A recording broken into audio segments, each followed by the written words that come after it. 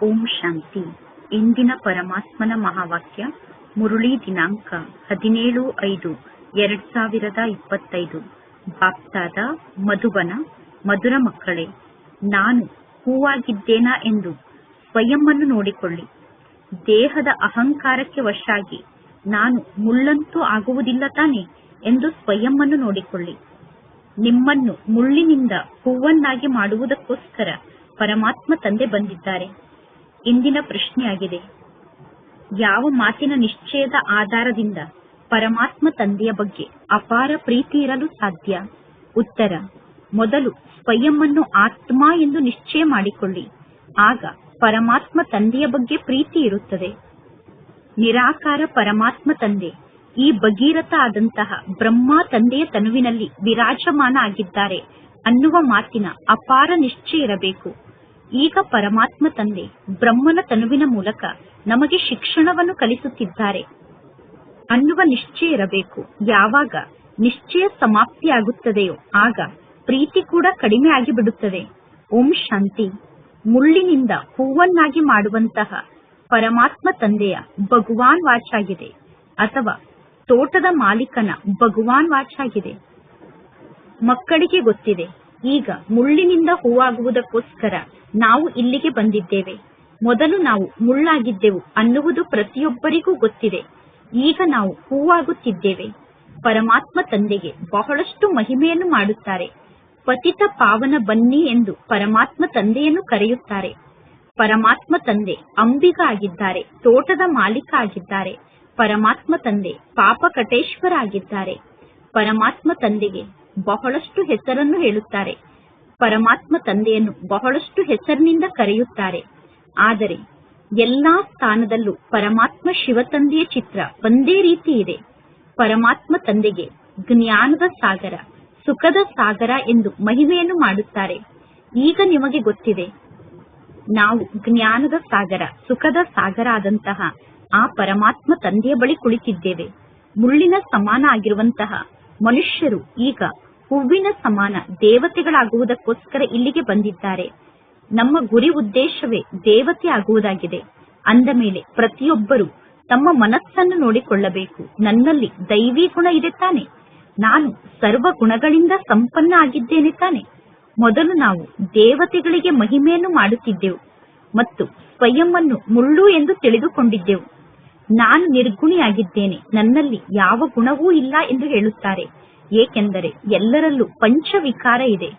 ದೇಹಾಭಿಮಾನ ಬಹಳ ದೊಡ್ಡ ಅಭಿಮಾನ ಆಗಿದೆ. ಸ್ವಯಂವನ್ನು ಆತ್ಮ ಎಂದು ತಿಳಿದುಕೊಳ್ಳಿ. ಆಗ ಪರಮಾತ್ಮ ತಂದೆಯ ಬಗ್ಗೆ ಬಹಳಷ್ಟು ಪ್ರೀತಿ ಇರುತ್ತದೆ. ಈಗ ನಿಮಗೆ ಗೊತ್ತಿದೆ, ನಿರಾಕಾರ ಪರಮಾತ್ಮ ತಂದೆ ಈ ಬ್ರಹ್ಮನ ರಥದಲ್ಲಿ ವಿರಾಜಮಾನ ಆಗಿದ್ದಾರೆ.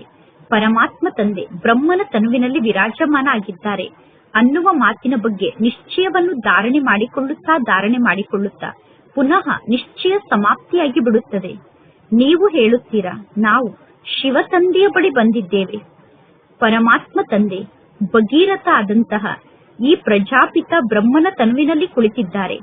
ಪರಮಾತ್ಮ ಶಿವ ತಂದೆ ಸರ್ವ ಆತ್ಮರಿಗೂ ತಂದೆ ಆಗಿದ್ದಾರೆ.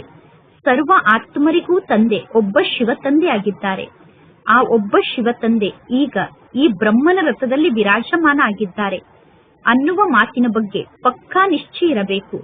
ಮಾಯೆ ಈ ಮಾತಿನಲ್ಲಿ ಸಂಶಯ ಬರುವಂತೆ ಮಾಡುತ್ತದೆ. ಪರಮಾತ್ಮ ತಂದೆ ಬ್ರಹ್ಮನ ತನುವಿನಲ್ಲಿ ವಿರಾಜಮಾನ ಆಗಿದ್ದಾರೆ ಅನ್ನುವ ಮಾತಿನಲ್ಲಿ ಮಾಯೆ ಸಂಶಯ ಬರುವಂತೆ ಮಾಡುತ್ತದೆ. ಕನ್ಯೆ ಪತಿಯ ಜೊತೆ ಮದುವೆಯನ್ನು ಮಾಡಿಕೊಳ್ಳುತ್ತಾರೆ. ಆಗ ಕನ್ಯೆ ತಿಳಿದುಕೊಳ್ಳುತ್ತಾರೆ, ಈ ಪತಿಯ ಮೂಲಕ ನನಗೆ ಬಹಳಷ್ಟು ಸುಖ ಸಿಗುತ್ತದೆ ಎಂದು. ಆದರೆ ಅವರಿಗೆ ಎಲ್ಲಿ ಸುಖ ಸಿಗಲು ಸಾಧ್ಯ? ತಕ್ಷಣ ಹೋಗಿ ಅವರು ಅಪವಿತ್ರರಾಗಿ ಬಿಡುತ್ತಾರೆ. ಕನ್ಯೆ ಪತಿಯ ಬಳಿ ಹೋದ ತಕ್ಷಣ ಅಪವಿತ್ರರಾಗಿ ಬಿಡುತ್ತಾರೆ. ಅವರು ಕುಮಾರಿಯಾಗಿದ್ದಾಗ ಅವರ ಲೌಕಿಕ ತಂದೆ ತಾಯಿ ಮತ್ತು ಎಲ್ಲರೂ ಕೂಡ ಆ ಕುಮಾರಿಗೆ ನಮಸ್ಕಾರವನ್ನು ಮಾಡುತ್ತಾರೆ. ಏಕೆಂದರೆ ಕುಮಾರಿ ಪವಿತ್ರರಾಗಿ ಇರುತ್ತಾರೆ. ಅದೇ ಕುಮಾರಿ ಅಪವಿತ್ರರಾದಾಗ ಅನೇಕರ ಸಮ್ಮುಖಕ್ಕೆ ಹೋಗಿ ತಾವೇ ತಲೆಯನ್ನು ಬಾಗಿಸಿ ನಮಸ್ಕಾರವನ್ನು ಮಾಡಲು ಪ್ರಾರಂಭ ಮಾಡುತ್ತಾರೆ. ಕನ್ಯೆ ಆಗಿದ್ದಾಗ ಎಲ್ಲರೂ ಕನ್ಯೆಯ ಸಮ್ಮುಖಕ್ಕೆ ಬಂದು ನಮಸ್ಕಾರವನ್ನು ಮಾಡುತ್ತಾರೆ.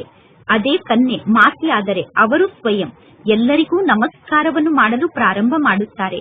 ಈಗ ಮಕ್ಕಳಾದ ನೀವು ಈ ಸಂಗಮ ಯುಗದಲ್ಲಿ ಪುರುಷೋತ್ತಮರಾಗುತ್ತಿದ್ದೀರಾ. ನಾಳೆ ನೀವು ಎಲ್ಲಿ ಇರುತ್ತೀರಾ? ಇಂದು ಇಲ್ಲಿ ಮನೆ ಮಠ ಏನೆಲ್ಲ ಇದೆ. ಈ ಜಗತ್ತಿನಲ್ಲಿ ಬಹಳಷ್ಟು ಕೊಳಕಿದೆ. ಈ ಜಗತ್ತಿಗೆ ವೇಶ್ಯಾಲಯ ಎಂದು ಕರೆಯಲಾಗುತ್ತದೆ. ಎಲ್ಲರೂ ವಿಷದಿಂದ ಜನ್ಮವನ್ನು ಪಡೆದುಕೊಳ್ಳುತ್ತಾರೆ. ನೀವು ಮೊದಲು ಶಿವಾಲಯದಲ್ಲಿ ನಿವಾಸವನ್ನು ಮಾಡುತ್ತಿದ್ದೀರಿ. ಇಂದಿನಿಂದ 5000 ವರ್ಷದ ಮೊದಲು ನೀವು ಬಹಳಷ್ಟು ಸುಖಿಗಳಾಗಿದ್ದೀರಿ. ದುಃಖದ ಹೆಸರು ಚಿಹ್ನೆ ಕೂಡ ನಿಮ್ಮ ಜೀವನದಲ್ಲಿ ಇರಲಿಲ್ಲ. ಈಗ ಪುನಃ ಈ ರೀತಿ ಸುಖಿಗಳಾಗುವುದಕ್ಕೋಸ್ಕರ ನೀವು ಪರಮಾತ್ಮ ತಂದೆಯ ಬಳಿ ಬಂದಿದ್ದೀರಾ. ಮನುಷ್ಯರಿಗೆ ಶಿವಾಲಯದ ಬಗ್ಗೆ ಗೊತ್ತಿಲ್ಲ. ಸ್ವರ್ಗ ಎಂದು ಶಿವಾಲಯಕ್ಕೆ ಕರೆಯಲಾಗುತ್ತದೆ. ಶಿವ ತಂದೆ ಸ್ವರ್ಗವನ್ನು ಸ್ಥಾಪನೆ ಮಾಡಿದ್ದರು. ಬಾಬಾ ಎಂದು ಎಲ್ಲರೂ ಹೇಳುತ್ತಾರೆ. ಆದರೆ ಅವರನ್ನು ನೀವು ಕೇಳಬೇಕು, ಆ ತಂದೆ ಈಗ ಎಲ್ಲಿದ್ದಾರೆ ಎಂದು. ಪರಮಾತ್ಮ ತಂದೆ ಎಲ್ಲಿದ್ದಾರೆ ಎಂದು ನೀವು ಕೇಳಿದರೆ ಅವರು ಹೇಳುತ್ತಾರೆ, ಪರಮಾತ್ಮ ತಂದೆ ಸರ್ವವ್ಯಾಪಿಯಾಗಿದ್ದಾರೆ. ನಾಯಿಯಲ್ಲಿ, ಬೆಕ್ಕಿನಲ್ಲಿ, ಆಮೆಯಲ್ಲಿ, ಮೀನಿನಲ್ಲಿ ಪರಮಾತ್ಮ ತಂದೆ ಇದ್ದಾರೆ ಎಂದು ಹೇಳುತ್ತಾರೆ. ಅಂದ ಮೇಲೆ ಪರಮಾತ್ಮ ತಂದೆ ಹೇಳುವ ಮಾತಿಗೂ ಮನುಷ್ಯರು ಹೇಳುವ ಮಾತಿಗೂ ಎಷ್ಟೊಂದು ಅಂತರ ಇದೆ. ಪರಮಾತ್ಮ ತಂದೆ ತಿಳಿಸುತ್ತಾರೆ, ನೀವು ಪುರುಷೋತ್ತಮರಾಗಿದ್ದೀರಿ. ಪುನಃ 84 ಜನ್ಮವನ್ನು ಪಡೆದುಕೊಂಡು ನೀವೀಗ ಎಷ್ಟೊಂದು ಕನಿಷ್ಠರಾಗಿದ್ದೀರಾ. ನೀವೀಗ ನರಕದ ನಿವಾಸಿಗಳಾಗಿದ್ದೀರಾ. ಆದ್ದರಿಂದ ಹೇ ಪತಿತ ಪಾವನ ಬನ್ನಿ ಎಂದು ಎಲ್ಲರೂ ಪರಮಾತ್ಮ ತಂದೆಗೆ ಗಾಯನವನ್ನು ಮಾಡುತ್ತಾರೆ. ಈಗ ಪರಮಾತ್ಮ ತಂದೆ ನಮ್ಮನ್ನು ಪಾವನ ಆತ್ಮರನ್ನಾಗಿ ಮಾಡುವುದಕ್ಕೋಸ್ಕರ ಬಂದಿದ್ದಾರೆ. ಪರಮಾತ್ಮ ತಂದೆ ತಿಳಿಸುತ್ತಾರೆ, ಈ ಅಂತಿಮ ಜನ್ಮದಲ್ಲಿ ವಿಷವನ್ನು ಕುಡಿಯುವುದನ್ನು ಬಿಡಿ ಎಂದು. ಆದರೆ ಮಕ್ಕಳು ತಂದೆಯ ಮಾತನ್ನು ಅರ್ಥ ಮಾಡಿಕೊಳ್ಳುವುದಿಲ್ಲ. ಈಗ ಸರ್ವ ಆತ್ಮರಿಗೂ ತಂದೆಯಾದಂತಹ ಪರಮಾತ್ಮ ತಂದೆ ತಿಳಿಸುತ್ತಾರೆ, ನೀವೆಲ್ಲರೂ ಪವಿತ್ರರಾಗಿ. ಎಲ್ಲರೂ ಹೇಳುತ್ತಾರೆ, ಬಾಬಾ ಮೊದಲು ಆತ್ಮನಾದ ನನಗೆ ತಂದೆಯಾದ ನಿಮ್ಮ ನೆನಪು ಬರುತ್ತದೆ. ನಂತರ ಈ ಬ್ರಹ್ಮ ತಂದೆಯ ನೆನಪು ಬರುತ್ತದೆ. ನಿರಾಕಾರ ಅಂದರೆ ಶಿವ ತಂದೆ ಆಗಿದ್ದಾರೆ. ಪುನಃ ಸಾಕಾರದಲ್ಲಿ ಈ ಬ್ರಹ್ಮ ತಂದೆ ಇದ್ದಾರೆ. ಸರ್ವಶ್ರೇಷ್ಠ ಆತ್ಮ ಆದಂತಹ ಪರಮಾತ್ಮ ತಂದೆ ಪತಿತ ಆತ್ಮರಿಗೆ ಕುಳಿತು ಜ್ಞಾನವನ್ನು ತಿಳಿಸುತ್ತಾರೆ. ಸರ್ವಶ್ರೇಷ್ಠ ಪರಮಾತ್ಮ ತಂದೆ ಇಲ್ಲಿ ಕುಳಿತು ಪತಿತ ಆತ್ಮರಿಗೆ ಜ್ಞಾನವನ್ನು ತಿಳಿಸುತ್ತಾರೆ.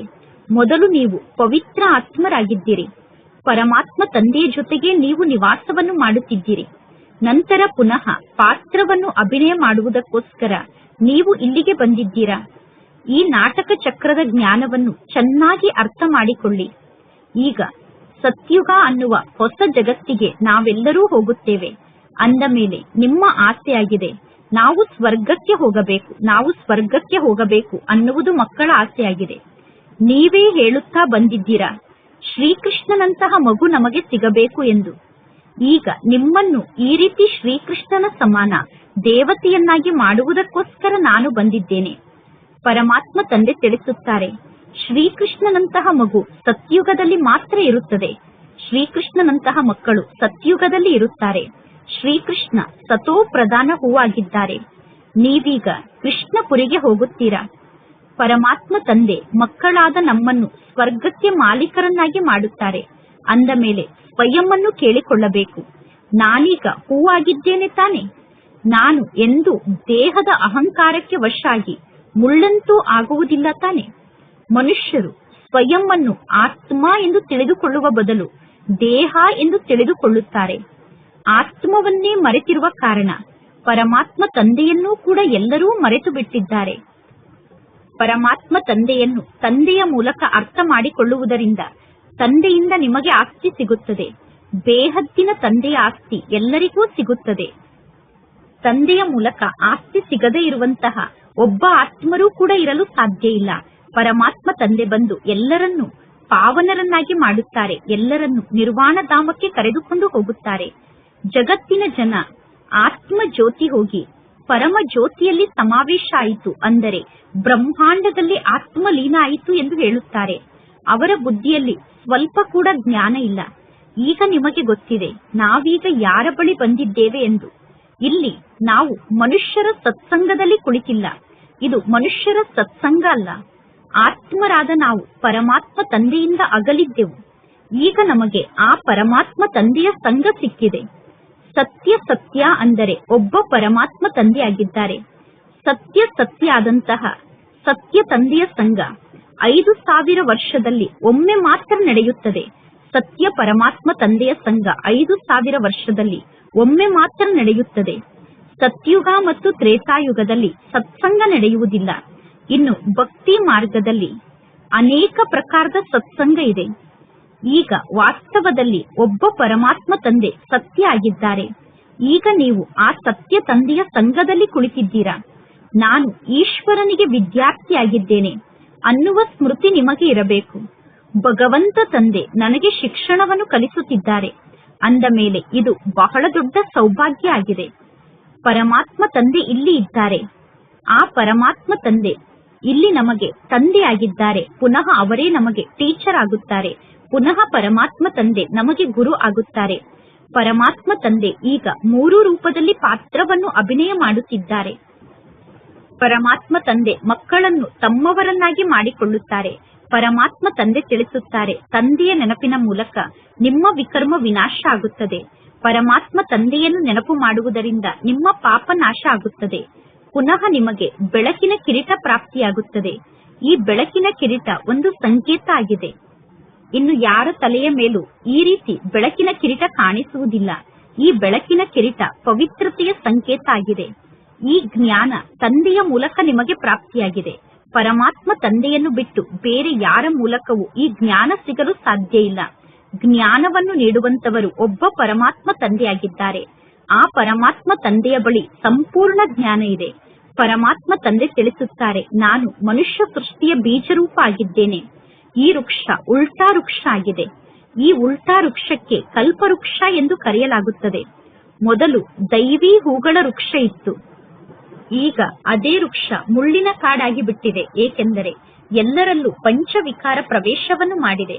ಮೊಟ್ಟ ಮೊದಲನೇ ನಂಬರ್ನ ವಿಕಾರ ಅಂದರೆ ದೇಹದ ಅಭಿಮಾನ ಆಗಿದೆ.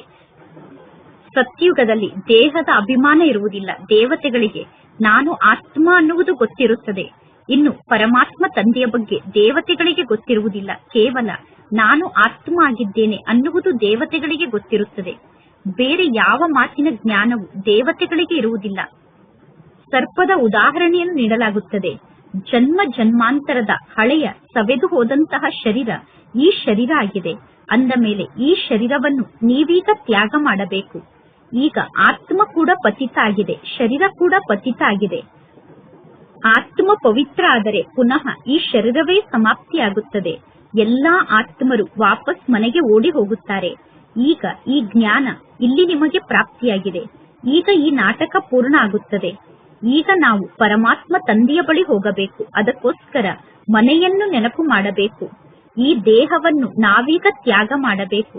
ಈ ಶರೀರ ಅಂತೂ ಸಮಾಪ್ತಿಯಾಗೇ ಬಿಟ್ಟಿದೆ. ಅಂದ ಮೇಲೆ ಜಗತ್ತೂ ಕೂಡ ಸಮಾಪ್ತಿಯಾಗಿದೆ. ಪುನಃ ನಾವು ಹೊಸ ಮನೆಗೆ ಹೋಗುತ್ತೇವೆ. ಅಂದರೆ ಹೊಸ ಸಂಬಂಧದಲ್ಲಿ ಬರುತ್ತೇವೆ.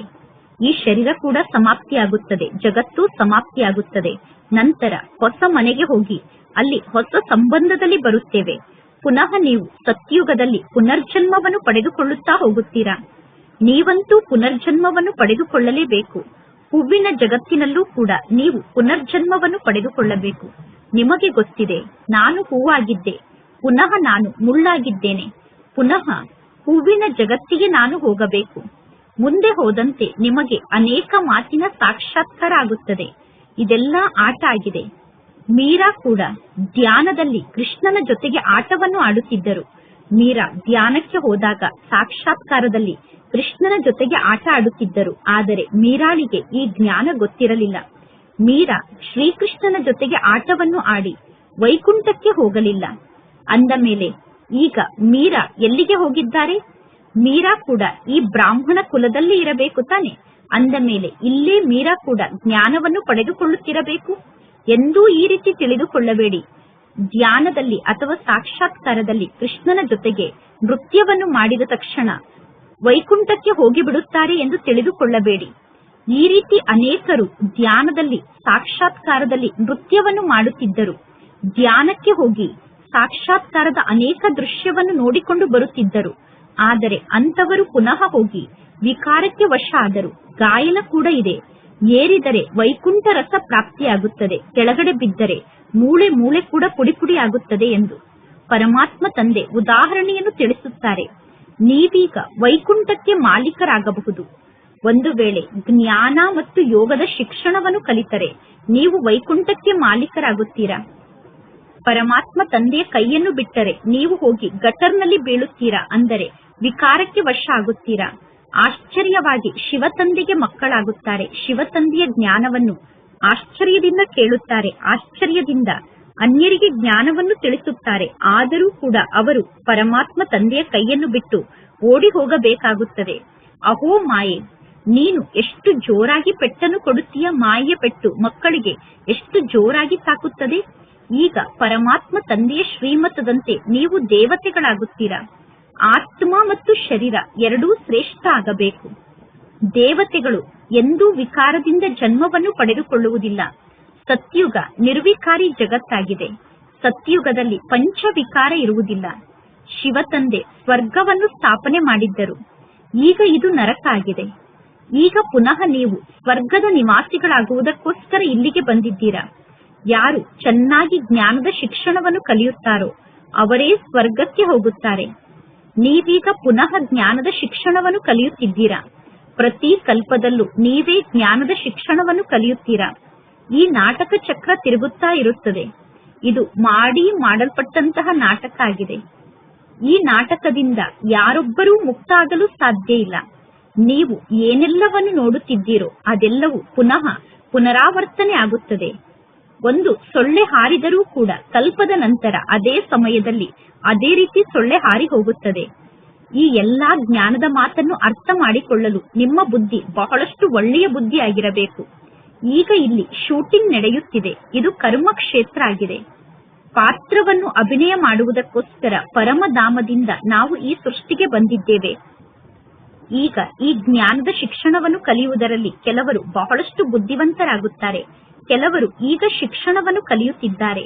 ಕೆಲವರು ಶಿಕ್ಷಣವನ್ನು ಕಲಿಯುತ್ತಾ ಹಳಬರಿಗಿಂತ ತೀಕ್ಷ್ಣವಾಗಿ ಮುಂದೆ ಹೋಗುತ್ತಾರೆ.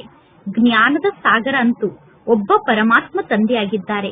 ಜ್ಞಾನದ ಸಾಗರ ಆದಂತಹ ಪರಮಾತ್ಮ ತಂದೆ ಎಲ್ಲರಿಗೂ ಜ್ಞಾನದ ಶಿಕ್ಷಣವನ್ನು ಕಲಿಸುತ್ತಿರುತ್ತಾರೆ. ಪರಮಾತ್ಮ ತಂದೆಗೆ ಮಕ್ಕಳಾದ ತಕ್ಷಣ ವಿಶ್ವದ ಆಸ್ತಿ ನಿಮ್ಮದಾಗಿ ಬಿಡುತ್ತದೆ. ಇನ್ನು ಆತ್ಮ ಏನು ಪತಿತ ಆಗಿದೆಯೋ ಆ ಆತ್ಮವನ್ನು ಅವಶ್ಯವಾಗಿ ಪಾವನ ಆತ್ಮವನ್ನಾಗಿ ಮಾಡಿಕೊಳ್ಳಬೇಕು. ಅದಕ್ಕೋಸ್ಕರ ಬಹಳ ಸಹಜ ವಿಧಿ ಅಂದರೆ ಬೇಹದ್ದಿನ ತಂದೆಯನ್ನು ನೆನಪು ಮಾಡುತ್ತಾ ಇರಿ. ಬೇಹದ್ದಿನ ತಂದೆಯನ್ನು ನೆನಪು ಮಾಡಿದರೆ ನೀವು ಈ ರೀತಿ ದೇವತೆಗಳಾಗುತ್ತೀರಾ.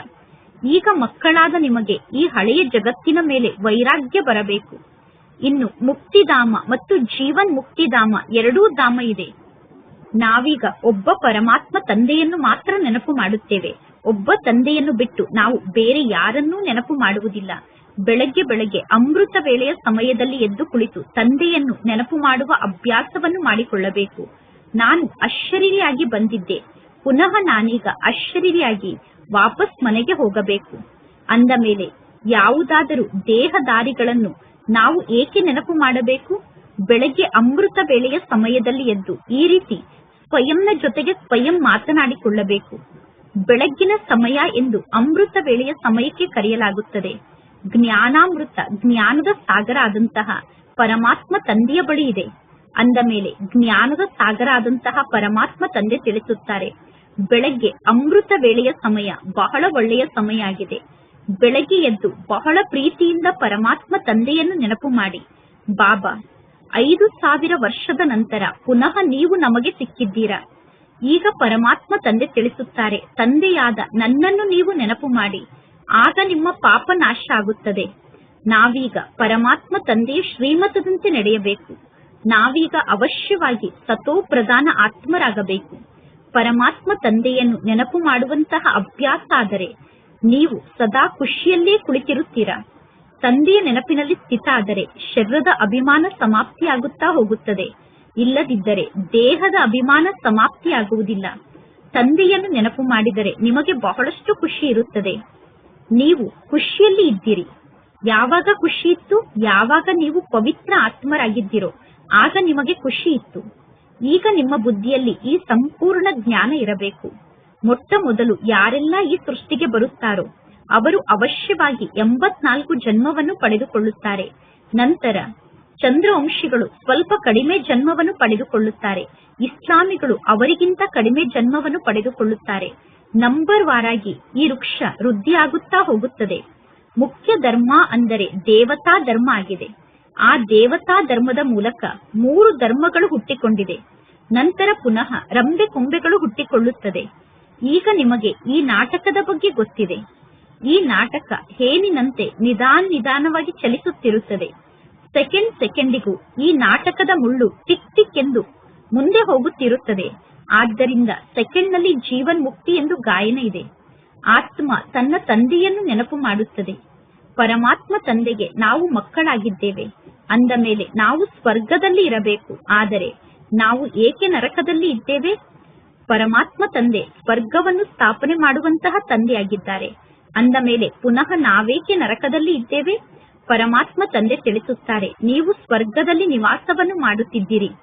ನೀವೇ 84 ಜನ್ಮವನ್ನು ಪಡೆದುಕೊಳ್ಳುತ್ತಾ ಎಲ್ಲಾ ಮಾತನ್ನೂ ಮರೆತು ಬಿಟ್ಟಿದ್ದೀರಾ.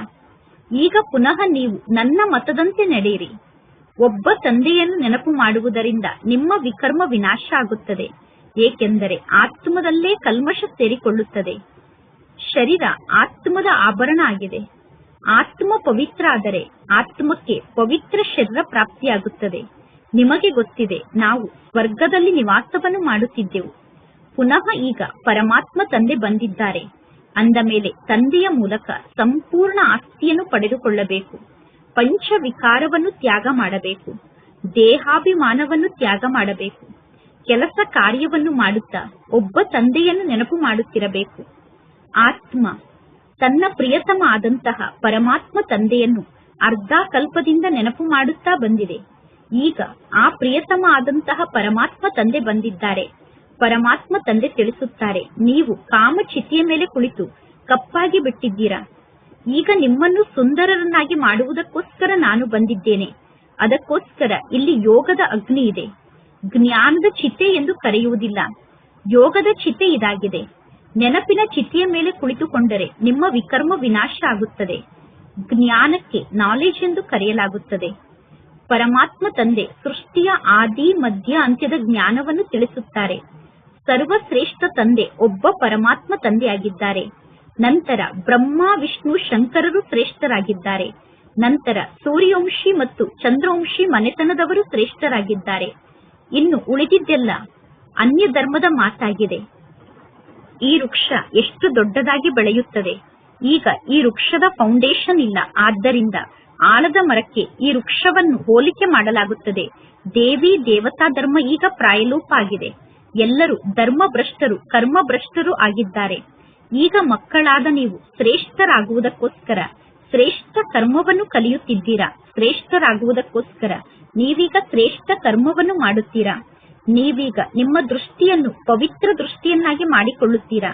ಅಂದ ಮೇಲೆ ನೀವೀಗ ಭ್ರಷ್ಟ ಕರ್ಮವನ್ನು ಮಾಡಬಾರದು. ಯಾರ ಬಗ್ಗೆಯೂ ನಿಮ್ಮ ದೃಷ್ಟಿ ಕುದೃಷ್ಟಿ ಆಗಬಾರದು. ನೀವೀಗ ಕೆಟ್ಟ ಕರ್ಮವನ್ನು ಮಾಡಬಾರದು. ಯಾರನ್ನೂ ಕೂಡ ನೀವು ಅಪವಿತ್ರ ದೃಷ್ಟಿಯಿಂದ ನೋಡಬಾರದು. ನೀವೀಗ ಸ್ವಯಂವನ್ನು ನೋಡಿಕೊಳ್ಳಿ. ನಾನು ಲಕ್ಷ್ಮಿಯನ್ನು ವರಿಸಲು ಯೋಗ್ಯ ಆಗಿದ್ದೇನೆ ತಾನೆ? ಸ್ವಯಂವನ್ನು ಆತ್ಮ ಎಂದು ತಿಳಿದುಕೊಂಡು ನಾನು ಪರಮಾತ್ಮ ತಂದೆಯನ್ನು ನೆನಪು ಮಾಡುತ್ತೇನೆ ತಾನೆ? ಪ್ರತಿದಿನ ನಿಮ್ಮ ಲೆಕ್ಕವನ್ನು ನೋಡಿಕೊಳ್ಳಿ. ಇಡೀ ದಿನ ನಾನು ದೇಹಾಭಿಮಾನಕ್ಕೆ ವಶಾಗಿ ಯಾವುದೇ ವಿಕರ್ಮವನ್ನು ಮಾಡಲಿಲ್ಲ ತಾನೆ? ದೇಹಾಭಿಮಾನಕ್ಕೆ ವಶಾಗಿ ವಿಕರ್ಮವನ್ನು ಮಾಡಿದರೆ 1ಕ್ಕೆ 100 ಪಟ್ಟು ಶಿಕ್ಷೆ ಜಾಸ್ತಿ ಆಗುತ್ತದೆ.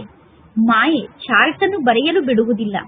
2 ದಿನ 4 ದಿನ ಚಾರ್ಟ್ ಅನ್ನು ಬರೆದು ಪುನಃ ಚಾರ್ಟ್ ಅನ್ನು ಬರೆಯುವುದನ್ನು ಬಿಟ್ಟು ಬಿಡುತ್ತಾರೆ. ಪರಮಾತ್ಮ ತಂದೆಗೆ ಮಕ್ಕಳ ಬಗ್ಗೆ ಚಿಂತೆ ಇರುತ್ತದೆ.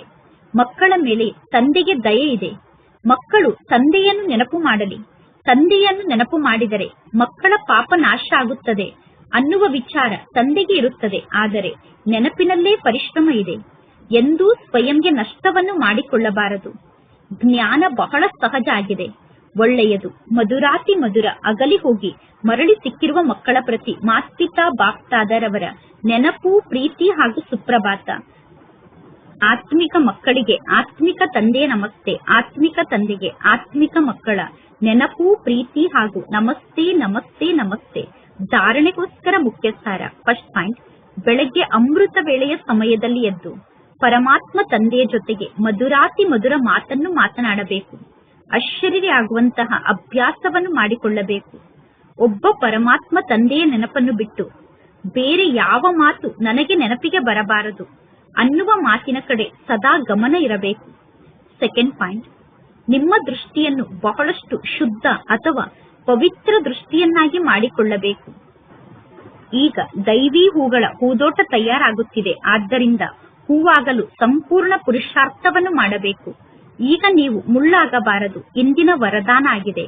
ನಿಮ್ಮ ಶಕ್ತಿಶಾಲಿ ಸ್ಥಿತಿಯ ಮೂಲಕ ಮನಸಾ ಸೇವೆಯ ಸರ್ಟಿಫಿಕೇಟ್ ಅನ್ನು ಪ್ರಾಪ್ತಿ ಮಾಡಿಕೊಳ್ಳುವಂತಹ ಸ್ವ ಅಭ್ಯಾಸಿಗಳಾಗಿ ವಿಶ್ವಕ್ಕೆ ಬೆಳಕು ಮತ್ತು ಶಕ್ತಿಯ ವರದಾನವನ್ನು ನೀಡುವುದಕ್ಕೋಸ್ಕರ, ಅಂದರೆ ಲೈಟ್ ಮತ್ತು ಮೈಟ್ ನ ವರದಾನವನ್ನು ನೀಡುವುದಕ್ಕೋಸ್ಕರ ಅಮೃತ ವೇಳೆ ನೆನಪಿನಲ್ಲಿ ಕುಳಿತಾಗ ಸ್ವ ಅಭ್ಯಾಸದ ಮೂಲಕ ಶಕ್ತಿಶಾಲಿ ವಾತಾವರಣವನ್ನು ರೂಪಿಸಿ ಆಗ ಮನಸಾ ಸೇವೆಯ ಸರ್ಟಿಫಿಕೇಟ್ ಪ್ರಾಪ್ತಿಯಾಗುತ್ತದೆ. ಅಂತಿಮ ಸಮಯದಲ್ಲಿ ಮನಸ್ಸಿನ ಶಕ್ತಿಯ ಮೂಲಕ ದೃಷ್ಟಿಯಿಂದ ಪರಿವರ್ತನೆಯನ್ನು ಮಾಡುವಂತಹ ಸೇವೆಯನ್ನು ಮಾಡುತ್ತೀರಾ. ಅಂತಿಮ ಸಮಯದಲ್ಲಿ ಮನಸ್ಸಿನ ಮೂಲಕ, ನಿಮ್ಮ ದೃಷ್ಟಿಯ ಮೂಲಕ ಎಲ್ಲರನ್ನೂ ಪರಿವರ್ತನೆ ಮಾಡುವಂತಹ ಸೇವೆಯನ್ನು ಮಾಡಬೇಕು. ನಿಮ್ಮ ವೃತ್ತಿಯ ಮೂಲಕ ಅನ್ಯರ ವೃತ್ತಿಯನ್ನು ಪರಿವರ್ತನೆ ಮಾಡುವಂತಹ ಸೇವೆಯನ್ನು ಮಾಡಬೇಕು. ನಿಮ್ಮ ಶ್ರೇಷ್ಠ ಸ್ಮೃತಿಯ ಮೂಲಕ ಎಲ್ಲರನ್ನೂ ಸಮರ್ಥರನ್ನಾಗಿ ಮಾಡಬೇಕು. ಯಾವಾಗ ಈ ರೀತಿ ಬೆಳಕು ಮತ್ತು ಶಕ್ತಿಯನ್ನು ನೀಡುವಂತಹ ಅಭ್ಯಾಸ ಆಗುತ್ತದೆಯೋ, ಅಂದರೆ ಲೈಟ್ ಮತ್ತು ಮೈಟ್ ಅನ್ನು ನೀಡುವಂತಹ ಅಭ್ಯಾಸ ಆಗುತ್ತದೆಯೋ, ಆಗ ವಾತಾವರಣ ನಿರ್ವಿಘ್ನ ಆಗುತ್ತದೆ ಮತ್ತು ನಿಮ್ಮ ಕೋಟೆ ಶಕ್ತಿಶಾಲಿ ಆಗುತ್ತದೆ. ಇಂದಿನ ಸ್ಲೋಗನ್ ಆಗಿದೆ, ಮನಸಾ ವಾಚಾ ಕರ್ಮಣ ಮೂರೂ ಸೇವೆಯನ್ನು ಯಾರು ಜೊತೆಗೆ ಮಾಡುತ್ತಾರೋ ಅವರೇ ತಿಳುವಳಿಕೆ ಉಳ್ಳವರಾಗಿದ್ದಾರೆ. ಇಂದಿನ ಅವ್ಯಕ್ತ ಸೂಚನೆ ಆಗಿದೆ, ಆತ್ಮಿಕ ರಾಯಲ್ಟಿ ಮತ್ತು ಪವಿತ್ರತೆಯ ವ್ಯಕ್ತಿತ್ವವನ್ನು ಧಾರಣೆ ಮಾಡಿಕೊಳ್ಳಿ. ನೀವೀಗ ಸೆಕೆಂಡ್ ನಲ್ಲಿ ಜೀವನ್ ಮುಕ್ತಿಯ ಆಸ್ತಿಯನ್ನು ಪ್ರಾಪ್ತಿ ಮಾಡಿಕೊಳ್ಳಿ ಎಂದು ಜಗತ್ತಿನ ಜನರಿಗೆ ಚಾಲೆಂಜ್ ಅನ್ನು ಮಾಡುತ್ತೀರಾ. ಅಂದ ಮೇಲೆ ಸೆಕೆಂಡ್ ನಲ್ಲಿ ಜೀವನ್ ಮುಕ್ತಿ ಅನ್ನುವ ಮಾತನ್ನು ಪ್ರಾಕ್ಟಿಕಲ್ ನಲ್ಲಿ ತರುವುದಕ್ಕೋಸ್ಕರ ಸ್ವಪರಿವರ್ತನೆಯ ಗತಿ ಸೆಕೆಂಡ್ಗೆ ಬಂದು ತಲುಪಿದೆ ತಾನೆ. ಸ್ವಪರಿವರ್ತನೆಯ ಮೂಲಕ ಅನ್ಯರನ್ನು ಪರಿವರ್ತನೆ ಮಾಡಬೇಕು. ಈಗ ಅನ್ಯರಿಗೆ ಅನುಭವವನ್ನು ಮಾಡಿಸಿ ಬ್ರಹ್ಮ ಕುಮಾರ್ ಮತ್ತು ಬ್ರಹ್ಮ ಕುಮಾರಿಯರು, ಅಂದರೆ ವೃತ್ತಿ, ದೃಷ್ಟಿ ಮತ್ತು ಕೃತಿ ಹಾಗೂ ವಾಣಿಯ ಪರಿವರ್ತನೆಯನ್ನು ಮಾಡಿಕೊಳ್ಳುವವರು, ಜೊತೆಗೆ ಪವಿತ್ರತೆಯ ವ್ಯಕ್ತಿತ್ವ, ಆತ್ಮಿಕ ರಾಯಲ್ಟಿಯ ಅನುಭವವನ್ನು ಮಾಡಿಸಿ. ನಿಮ್ಮ ಬಳಿ ಆತ್ಮರು ಬಂದ ತಕ್ಷಣ, ನಿಮ್ಮ ಜೊತೆಗೆ ಮಿಲನವನ್ನು ಮಾಡಿದ ತಕ್ಷಣ ಈ ಪವಿತ್ರತೆಯ ವ್ಯಕ್ತಿತ್ವಕ್ಕೆ ಅವರು ಆಕರ್ಷಿತರಾಗಿ ಬಿಡಬೇಕು. ಒಳ್ಳೆಯದು. ಓಂ ಶಾಂತಿ.